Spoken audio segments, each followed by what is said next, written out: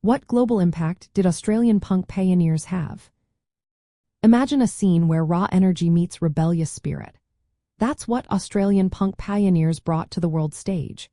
Bands like the Saints from Brisbane and Radio Birdmen from Sydney started in the early 1970s.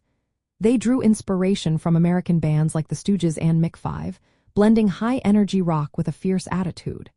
Their music was loud, fast, and full of attitude, challenging the norms of mainstream music. The Saints' 1976 single, I Am Stranded, became a hit in the United Kingdom. It was one of the first Australian punk songs to gain international attention.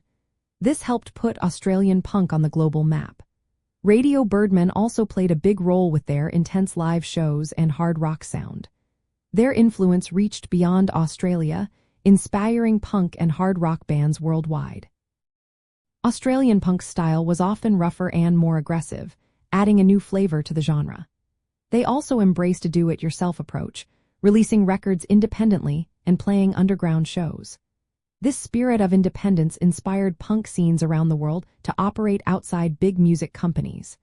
The bands often reflected local social and political issues. For example, they voiced opposition to conservative government policies in Queensland during the 1970s. This regional perspective added a unique voice to the global punk movement. The legacy of these early bands continues today.